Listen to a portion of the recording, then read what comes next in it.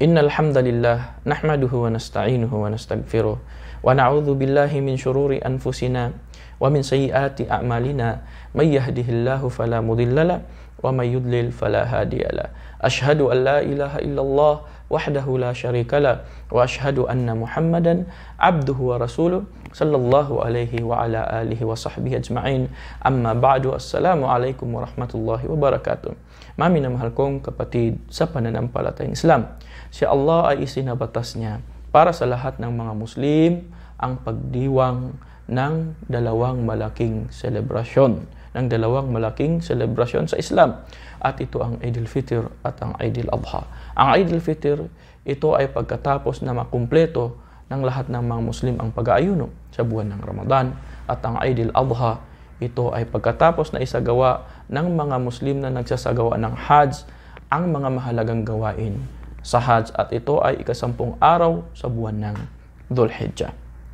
Sinabi ng Propeta Muhammad sallallahu alaihi wasallam nang nakita niya ang kanyang mga kasamahan na nagdiriwang sa loob ng 2 araw, sinabi niya, "Inna Allaha qad abdalakum bihima khairum minhuma, Eid al-Fitr wa Eid al-Adha."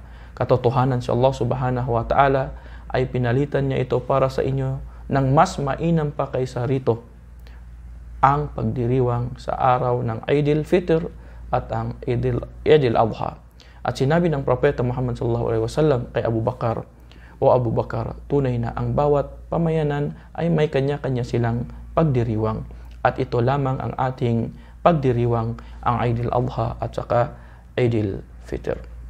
Kaya mga minamahal naming kapatid sa pananampalatayang Islam, alamin natin ang ilan sa mga alituntunin at mga mabubuting kaasalan sa araw ng Eid al-Fitr.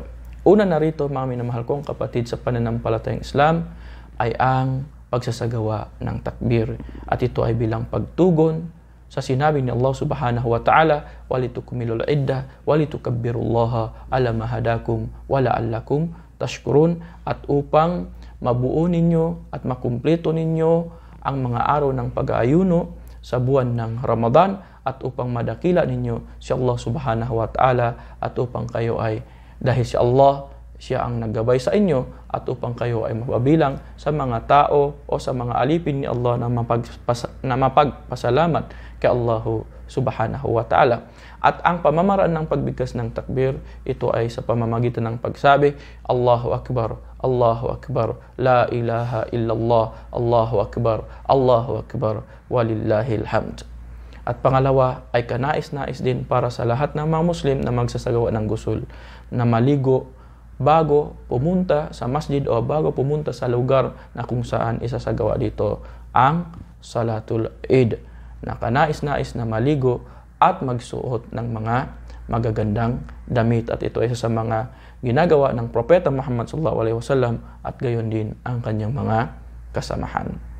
At kabilang sa mga mabubuting kaasalan sa araw ng Eid ay ang pagkain ng datiles. Ang Propeta Muhammad sallallahu alaihi wasallam, o isa sa mga kagawian ng Propeta Muhammad sallallahu alaihi wasallam sa umaga ng Eid al-Fitr, bago siya lalabas pumunta sa lugar na kung saan ginagawa dito ang Salatul Eid, ang Propeta Muhammad sallallahu alaihi wasallam, siya ay kakain ng datiles, 1, 3 o 5 datiles. At sa araw na ito, sa araw ng Eid, mga minamahal kong kapatid sa pananampalatayang Islam, dito rin isinabatas ni Allah subhanahu wa ta'ala ang pagsasagawa ng sala. Ito ay sunnah muakkada. Ito ay isang pinatibay na sunnah na kung saan hindi ito iniwanan ng Propeta Muhammad sallallahu alaihi wasallam.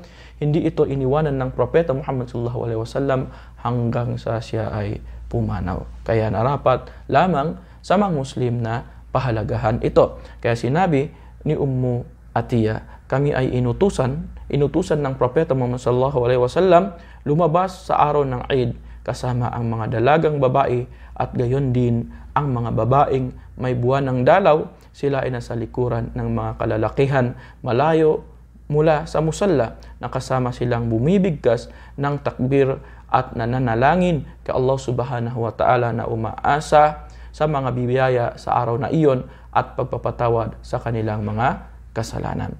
At sa araw din mismo na ito, mga minamahal kong kapatid sa pananampalatayang Islam, ay kanais-nais na dumaan sa ibang daanan pauwi sa bahay.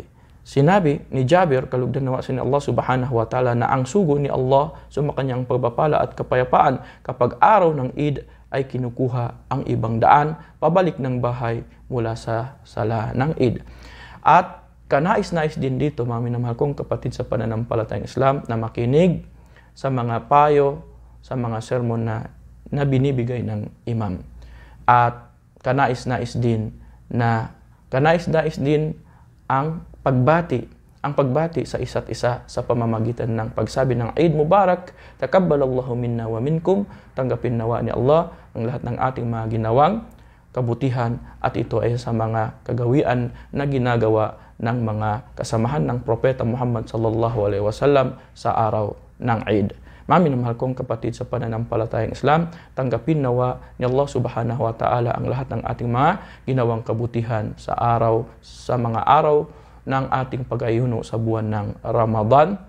At hanggang dito na lamang po. Subhanakallahumma wa bihamdik, wa nashhadu an la ilaha illa anta, wa nastaghfiruka wa natubu ilaik. Wassalamu alaikum warahmatullahi wabarakatuh.